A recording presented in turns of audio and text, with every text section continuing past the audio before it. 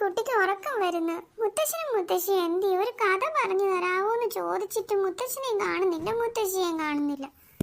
അയ്യോ, അതാരാ വരുന്നത്? മാർട്ടിനെങ്കിലല്ലേ? മാർട്ടിനെങ്കിലിനോട് ചോദിക്കാം കിങ്ങിണി കുട്ടിക്ക് ഒരു കഥ പറഞ്ഞു തരുമോന്ന്.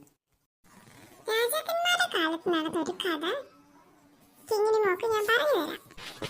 ദൂരെ ഒരു രാജ്യത്ത് തന്റെ ജനങ്ങളെ വളരെയധികം സ്നേഹിക്കുകയും കരുതുകയും അവർക്ക് വളരെ ഉപകാരങ്ങൾ ചെയ്തു കൊടുക്കുകയും ചെയ്തിരുന്ന ഒരു രാജാവുണ്ടായിരുന്നു.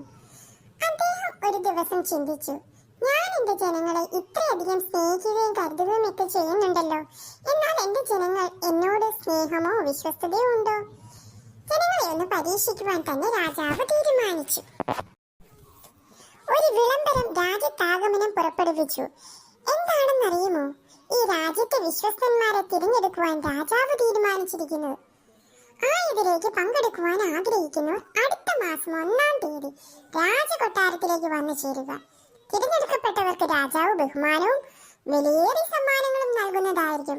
വിളംബരം കേട്ടവർ 1-ാം തീയതി രാജകൊട്ടാരത്തിലേക്ക് എത്തി. ഈ ജനസമുദ്രത്തെ കണ്ടിട്ട് രാജാവ് ചിന്തിച്ചു, ഇത്രയും ആളുകൾ എന്നെ സ്നേഹിക്കുന്നവരുണ്ടോ? ഇവരെല്ലാവരും വിശ്വസ്തന്മാരാണോ? ഏതായാലും ഒരു പരീക്ഷണം നടത്തി കളയാം, രാജാവ് പറഞ്ഞു. അങ്ങ് ദൂരെ അടുക്കി വെച്ചിരിക്കുന്ന ചെടിച്ചട്ടികൾ കണ്ടോ? അതിനുള്ളിൽ പയർ വിത്തുകളുണ്ട്. ഓരോരുത്തരുമായി ചെന്ന് ഓരോ ചെടിച്ചട്ടിയും എടുത്ത് അതിൽ മണ്ണ് നിറച്ച് അതിനുള്ളിൽ വെച്ചിരിക്കുന്ന പയർ വിത്തുകൾ അതിൽ കുഴിച്ചു കിളിപ്പിച്ചു ഒരാഴ്ചയ്ക്ക് ശേഷം ഇവിടെ കൊണ്ടുവരണം, രാജാവ് പറഞ്ഞു. രാജാവ് പറഞ്ഞതുപോലെ എല്ലാവരും ചെടിച്ചട്ടികളുമായി വീട്ടിലേക്ക് പോയി. എല്ലാവരും ചിന്തിച്ചു, ഇത്ര നിസ്സാര കാര്യത്തിനാണ് ഇത്രയധികം പാരിതോഷികം രാജാവ് നൽകുന്നത്. രാജാവ് പറഞ്ഞ ദിവസം വന്നെത്തി. എല്ലാവരും ചെടിച്ചട്ടികളുമായി നിരനിരയായി രാജസന്നിധിയിലേക്ക് വന്നു. രാജാവ് ചെടിച്ചട്ടികൾ പരിശോധിക്കുവാൻ തുടങ്ങി.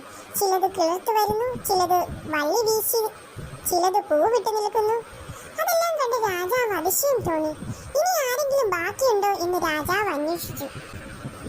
അപ്പോൾ ഒരാൾ മാത്രം വളരെ നിരാശനായി കുറച്ച് അകലെ ചെടിച്ചട്ടിയുമായി നിൽക്കുന്നു. പലരും അവനെ പരിഹസിച്ചു. അവന്റെ ചെടിച്ചട്ടിയിൽ ഒരെണ്ണം പോലും കിളിർത്തില്ലല്ലോ. അവനെ രാജാവ് വിളിച്ചു. അവൻ കരഞ്ഞുകൊണ്ട് രാജാവിന്റെ അടുത്ത് ചെന്നു. പ്രഭോ, ഇവിടെ നിന്നും കൊണ്ടുപോയ ചെടിച്ചട്ടിയിൽ ഞാൻ മണ്ണിട്ടു, വെള്ളമൊഴിച്ചു, പയർ വിത്ത് നട്ടു. എന്നാൽ ഇത്രയും ദിവസങ്ങൾ കാത്തിരുന്നിട്ടും ഒന്നും കിളിർത്തില്ല. രാജാവ് സന്തോഷത്തോടെ അവനെ കെട്ടിപ്പിടിച്ചു.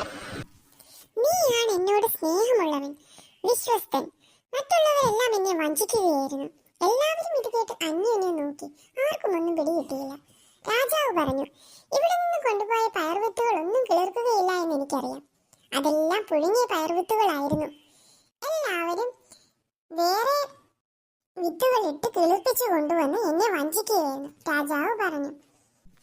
എന്റെ പ്രിയ കൂട്ടുകാരെ, ജീവിതത്തിൽ വരുന്ന ചെറുതും വലുതുമായ ഏത് കാര്യത്തിലും നാം വിശ്വസ്തരായിരിക്കണം. ഭൂമിയിൽ വിശ്വസ്തന്മാരുണ്ടോ എന്ന് കാണുവാൻ ദൈവം സ്വർഗത്തിൽ നിന്ന് ഭൂമിയിലേക്ക് നോക്കുന്നു. ഈ കഥയിൽ പറഞ്ഞിരിക്കുന്നത് പോലെ ദൈവവും അല്പത്തിൽ വിശ്വസ്തന്മാരെയാണ് അധികത്തിൽ വിചാരകന്മാരാക്കുന്നത്. പ്രിയ കൂട്ടുകാരെ, ദൈവകൽപ്പനകൾ അനുസരിച്ച് അവന് വേണ്ടി വിശ്വസ്തരായി നിൽപ്പാൻ ദൈവം നമ്മെ എല്ലാവരെയും സഹായിക്കട്ടെ. Thank you for watching my channel. Please subscribe.